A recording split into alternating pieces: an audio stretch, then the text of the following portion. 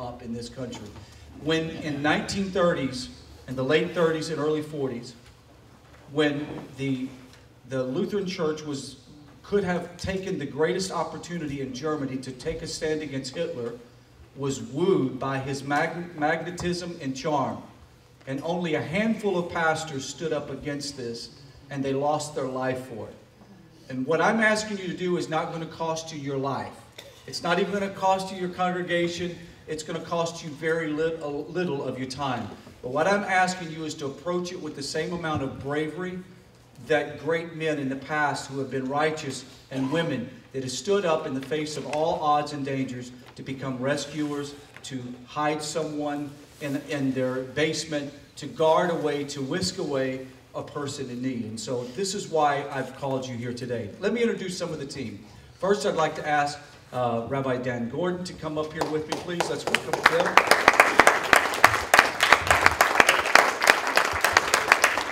When we first started the endeavor, I contacted Rabbi Dan, and I was kind of concerned because, you know, not knowing how this thing is going to work out. We've not done it before. So it's kind of uncomfortable at first because it's like, okay, what are you planning on doing? What is it going to be? I told him it was going to be a great evangelical thing and he was going to have to get up and preach and sweat. No, not really. But anyway, we talked about it.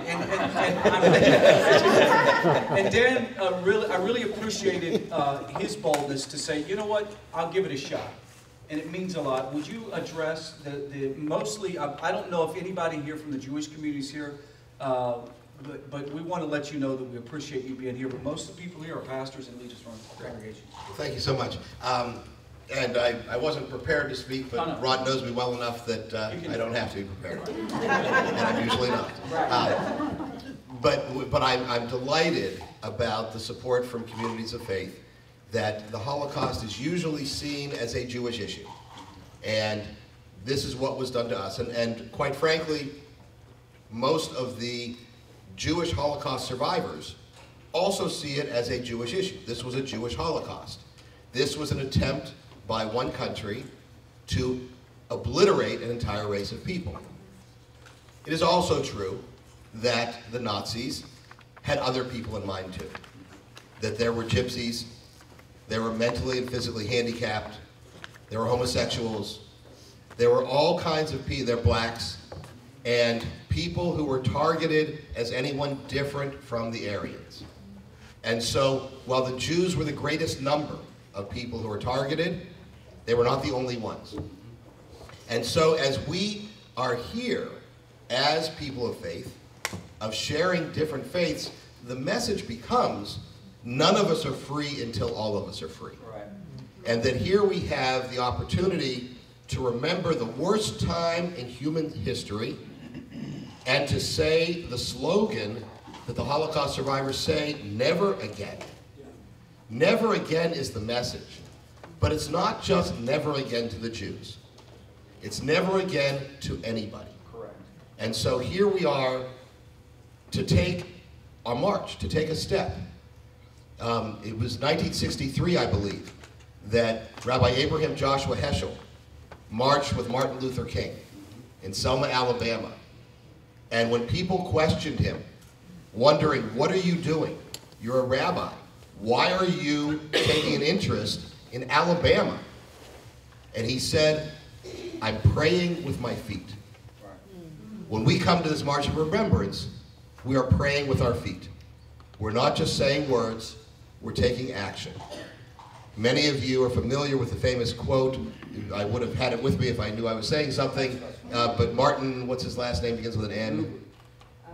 Niemöller, right.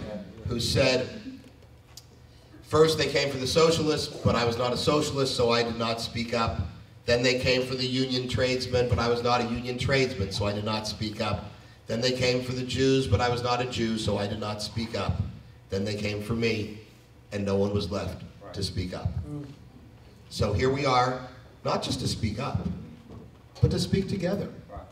To be at one, to know that between Catholic and Protestant, Baptist, non-denominational, Lutheran, Presbyterian, Jewish, we have theological differences. That doesn't matter.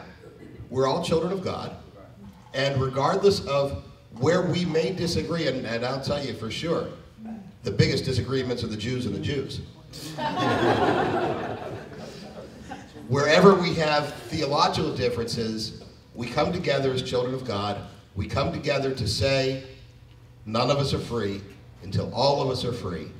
And it's all of our responsibility to learn, to live, to become brothers and sisters. Thank you. Thank you. Father Borski, would you please come forward?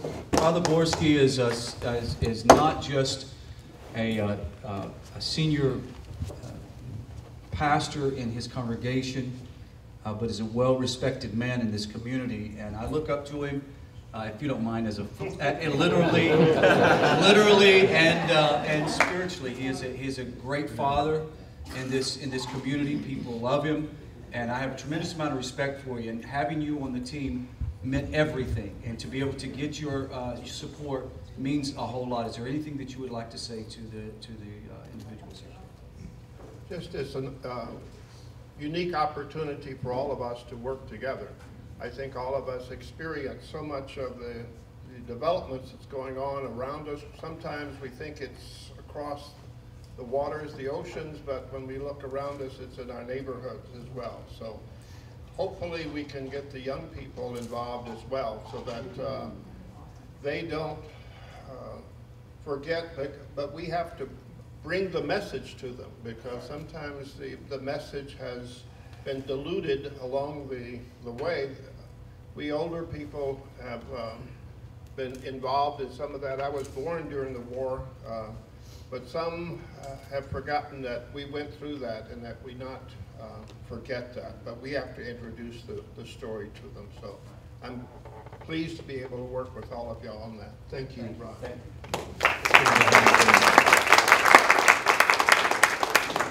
Also, I would like to recognize a dear friend of mine who is actually a survivor. And the reason why that we're doing this is for people like him. Peter Loth, would you please stand and at least be acknowledged? Appreciate it. I know you're going to smack me about it over later. Please thank you.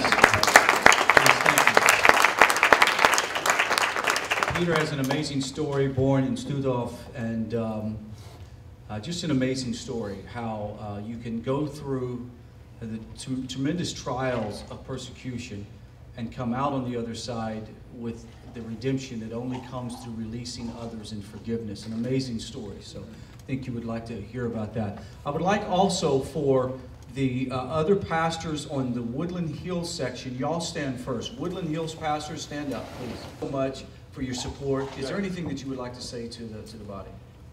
You know, over a year ago, my family visited Germany. We went to Munich, and just outside of Munich, my granddaughter was with us, and went to visit a concentration camp. And one of my granddaughter's good friends is a young boy, a Jewish young boy.